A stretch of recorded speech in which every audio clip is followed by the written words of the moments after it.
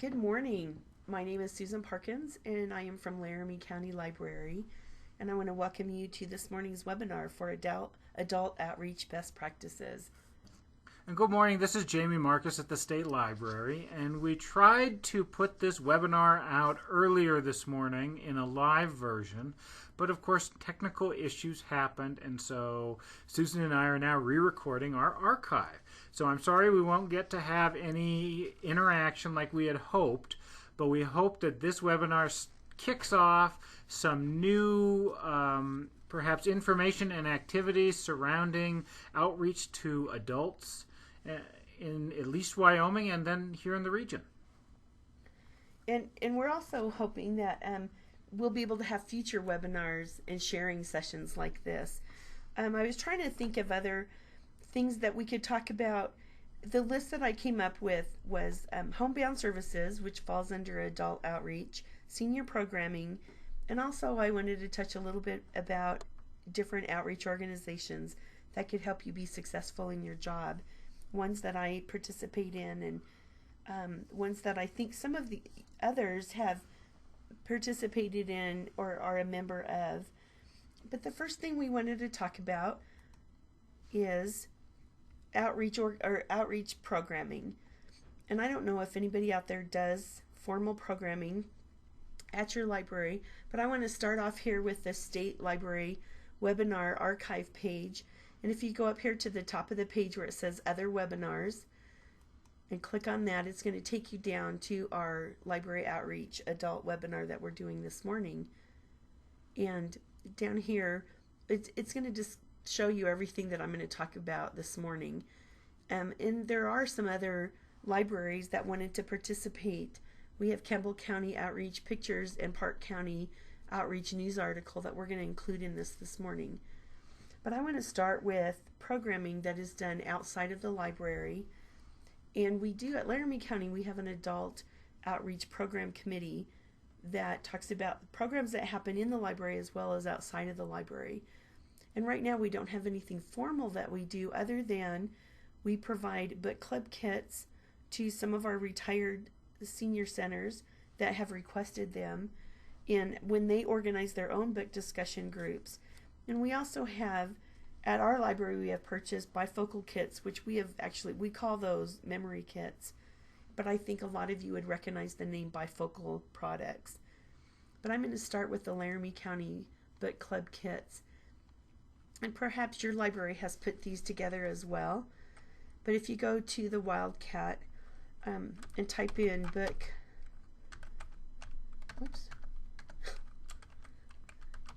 club kits, under Cheyenne, these are all going to show up. They consist of a big plastic box basically with 10 titles in it, and it also comes with a reader's guide to help the facilitator of that discussion group to ask questions and keep the discussion going. And I was going to count to see how many. It shows up here we had 58 title hits. So that could be how many we have in our collection. Some may show storage, but that just means that we don't have room for all of them out on our shelves. But we do have quite a few. Right now, all of our kits consist of just a regular print book. But because you're servicing retirement centers and senior centers, the need for a large print is probably there, as well as an audiobook. So what I have done in the past is, as I haven't had requests for these, if we do have a large print book available, I will check that out and include that in the kit, as well as a book on CD. We don't have books on CDs for all of these kits, but I have actually interlibrary loaned those, requested them from another library to include in these kits. I'm finding interlibrary loan to be a great resource when you're needing to fulfill these things for programming. So I just want to make sure people are using that service. And Susan, these kits are available to interlibrary loan to other libraries? Mm-hmm. We have had them go out through an interlibrary loan. That's great. So yeah, and they pack really well. Just like a big plastic box. Everything is self-contained in there. So the next thing I wanted to talk about are the bifocal kits, or the memory kits is what we call them. And this is a link that goes directly to the Bifocal Productions website. The benefit to these kits, and this is going to tell you all about them, they're kits that are put together that touch on multi-sensory items. So they're gonna include CDs for songs. They have songbooks. They have a touch and feel portion of it. They have anything that enhances your memory. And I don't have a kit in front of me, but like one of them has like a dance card. This would be remembering music.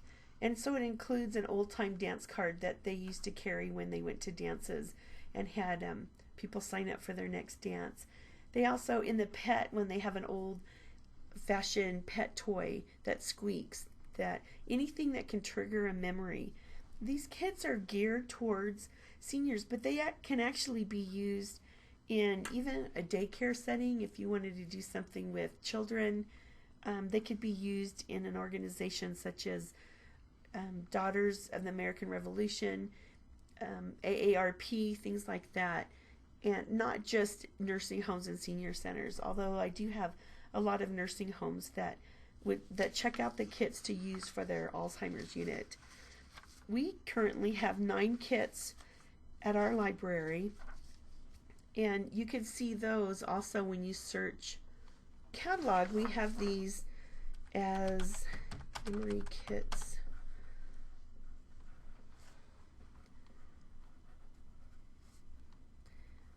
And they're actually all under one record. So if you go down here to memory kits and you click on that, this is going to show you everything that we have currently in our library. And these also can be requested through an interlibrary loan. And when I was first setting this up and wanting to request these at our library, purchase them, I would actually interlibrary loan them from Colorado. So I appreciate that opportunity to be able to do that. But we would love to see these circulate more and go around the state, and I'm always pushing to purchase more for our library. I think there's a total of 22 kits. This company's been around since the mid-70s, so some of their kits, they actually started off with slide carousels, which it seems funny right now when we're in the age of DVDs and stuff, but actually a slide carousel, talk about bringing back memories and showing slides for this kit. But they have updated the majority of their kits from the slides to VHS and DVD. So our kits include both a VHS tape and a DVD. There are 4 of their kits that they currently do not have a DVD available for yet, so I'm kind of keeping an eye out for those. But I would just like to encourage you to, if you're looking for program ideas, to check out one of these. It comes with a program guide, and there are many, many different programs that you could do with just this one kit. It could last a whole month if you wanted it to, or you could use it for just one program. And if you're not quite sure what all is involved, then feel free to borrow one of these and take a look at one, see what all is involved. So that's something that we have to offer for outreach programs, and I would love to hear from you to find out what you do in your libraries for outreach programs, some of your adult senior programs. Since this is going to be set up in an archive, perhaps we can get an email in the outreach email group going where we could share some of these ideas, because I don't want to just talk about what we do. I really would like to hear what you do as well. So on to the next item on our list. We're going to go back here to the archive page, which you'll be able to access as well. We're going to go to Homebound, and one of the services we offer at our library is Homebound services. Right now we have 45 individuals that I deliver items to, as well as 9 retirement homes / senior center, senior services, assisted living, and nursing homes, and one organization that's not really like an adult daycare, but it's an adult day service where the seniors can go there for the day and do activities. And so I offer rotating collections to 9 of those places. Some of the things that we do for Homebound, I wanted to talk about Homebound Bags, we use a homebound, like a zippered homebound bag. I'm going to pull up a picture here to give you an idea. This top one on the left, the blue one, is similar to what we use. It does have an outside pocket that I slip an index card in that shows the name of the patron whose books are in that bag. Sometimes I have 2 or 3 bags for an individual, depending on how many books they request. But this is what we use. And I'm not sure if there's something out there that somebody uses that might be different, that might work a little better. I like the canvas because it does zip up at the top and it keeps things pretty self-contained. If you were delivering when it was snowing hard or even raining some, it just helped to keep the books dry. I put the green bag up here because it was just another option. Both of these are from Janway, and I believe that's where we ordered our bags from. And I'm sure there's other companies out there that you could order something very similar. And then to deliver our materials, we deliver in the library van. We do have a Bookmobile, but that is not used for homebound or deliveries or visits to senior centers. We just do that through the library vehicle. So right now, you'll see over here in this photo, this is a picture of the cart that I use currently. They're not bad. We also use this cart for our daycare outreaches, so everything fits in there for the story times. And the carts aren't bad, but I'm finding that for homebound, the books are pretty heavy, and I could load this up with maybe 6 bags, and that's an awful lot of books. So the bottom down here tends to break out. So we're looking for something a little more heavy duty for the bigger runs that we do. For our outreach for one of the schools in town, our outreach librarian, Melanie Hornbeck, she has to take quite a few books too. So we're trying to find something that'll solve both of our issues. So we came up with a couple of different bags. There's one here, this is by Snap-on Tools, which is actually a tool bag, but it looks pretty heavy duty. And what I like about this one is it's all it zips up, it kind of keeps you safe in the elements, and it has outside pockets so you can put things like pens and notebooks and business cards, things like that. And then there's also this one folds up. They both are fairly lightweight. They only start about 4 to 6 pounds. There was one thing we looked at where the card itself was 23 pounds before we even put books inside of it, so that wasn't feasible. But I would love to know if what you guys do to deliver your homebound items. Some houses you don't need a cart, but the places that you do a rotating collection, you definitely are hauling in a lot more items. So I just wanted to point that out, and I would love to hear back about some of the things that you might use at your library. Another thing for homebound services is record keeping. And I did put a sample of my book list up here. So, for instance, for one of my patrons, I would keep a book list. Here it shows that I updated this list in November, so this is everything I've checked out for her through November. And I include her library card number at the top, so sometimes it's easier access, but I do have a little box on my desk a file box that I keep everybody's library cards in. That's another thing. How do you handle your homebound checkouts? Do you keep their library cards? Do you just keep a copy of their library card? I do have just a few patrons who on occasion may have a family member that comes into town and would like to bring them into the library, so I try to let them keep their library card so they can use it. But in this case for Marge, and I put on the top here what she would like. I take her about 10 books each visit, and she likes romance, light, cozy mysteries, and westerns. And I usually put on here whether they like home or large print or regular print.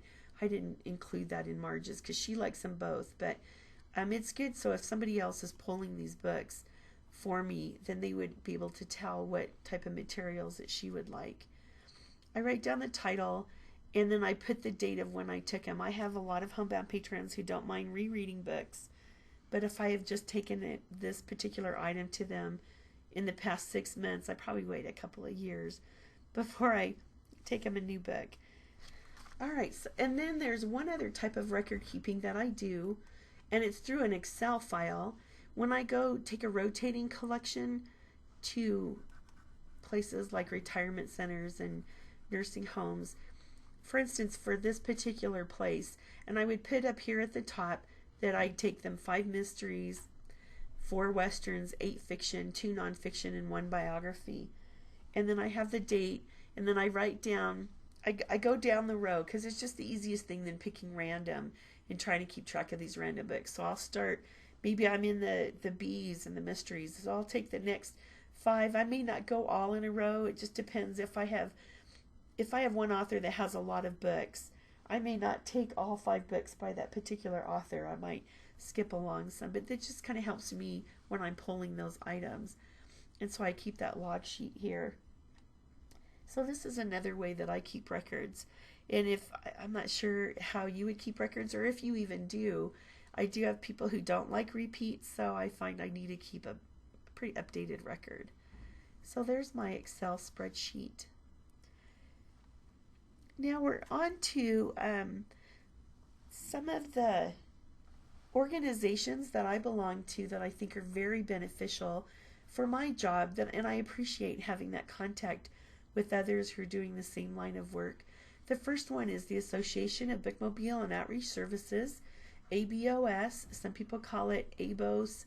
Some people call it ABOS. I've heard it several different ways. But they have a website, and we're going to open that up here. This is an organization that offers all types of resources for Bookmobile and outreach services. I know in our state we only have 2 Bookmobiles, and of course there's the wish of other places wishing they had a Bookmobile, and I hope that comes around someday for them. But it doesn't talk just about Bookmobile services, and I just want to point that out. And it covers the broad range of outreach services, whether you do outreach for daycares or outreach for seniors. It is all, you've got great resources on this website for that. They do have a membership that you can pay for. You don't have to be an official member to take advantage of some of the services that they offer. And I'm going to go over here to the About Us, and this talks about their mission, the purpose of ABOS, and what they're about. If you do pay for their membership, there are some benefits that come from that.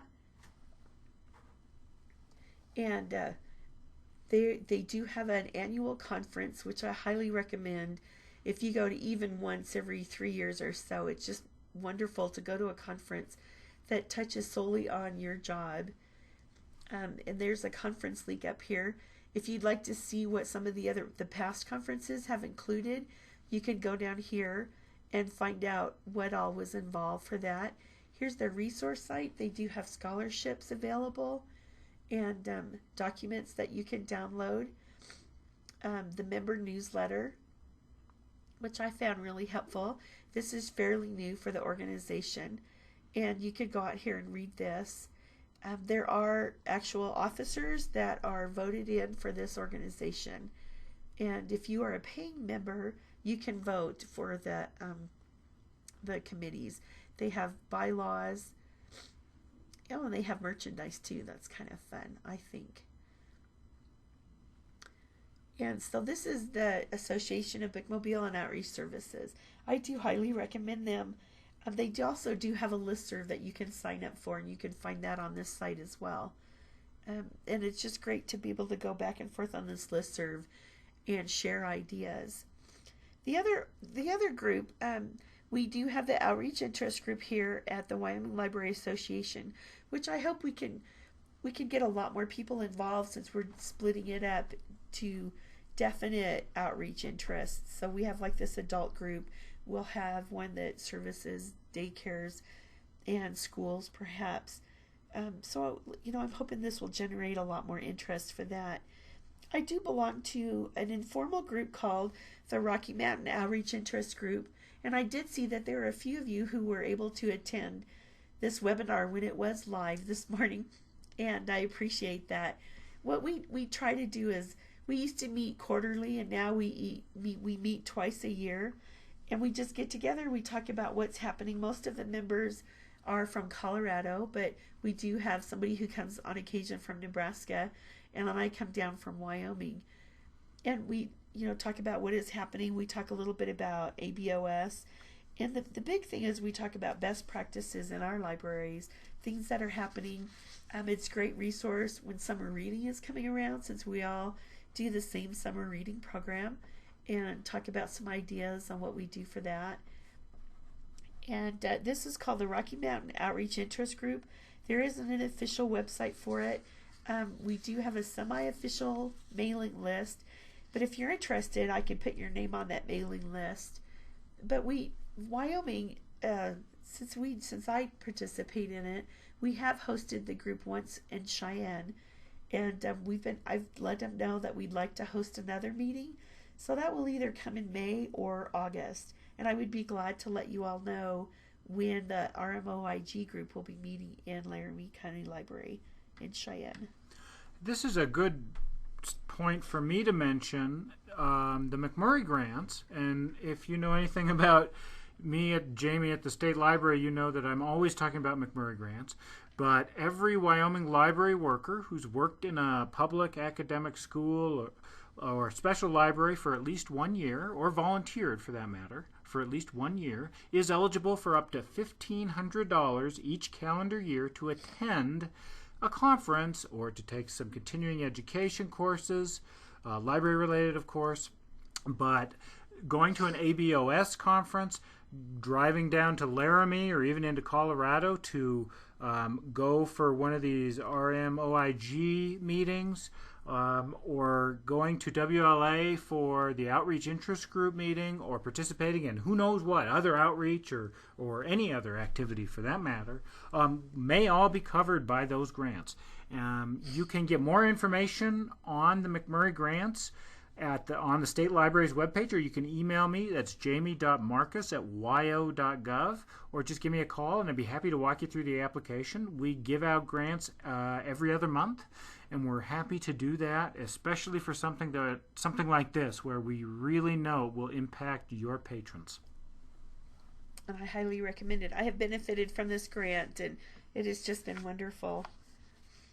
Now I'd like to move on to, we did have a couple of people from different libraries who are going to add their input this morning, and I'm going to go back to the state webinar page, and down here under outreach or shared stories, Dana from Campbell County sent us some pictures of some of their program activities that they've done and some of their homebound deliveries, and they are wonderful pictures, and I appreciate her sending those. And are these all, let me see, here are some of her patrons at, looks like one of her senior centers.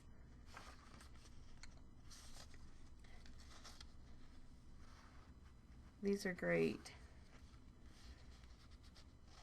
And this is Jamie again. If you have photos or documents that you would like to share with the group, would you please send them to me at the State Library, and I will add them to our archive webpage so that everybody can take a look at what you're doing. And like Susan mentioned at the beginning, we hope that this webinar, or archive anyway, starts off a better conversation in Wyoming and northern Colorado and the area on outreach services and how we can best serve those clients who may not be coming into the library as regularly as others. I'd like to point out, Pat Bros, I saw that you were signed in this morning, and I appreciate that. This is a great picture. And then here is Dana, looks like delivering items to one of her homebound patrons. So these are great pictures. We love it when you share pictures. So anybody who has pictures to share, please send them. And then the other one that we have, so I'm going back. You just close that. Oh, close this. Yes. And then we also have Park County Outreach News article that was shared that we really appreciate. And this is the library outreach program up in Park County.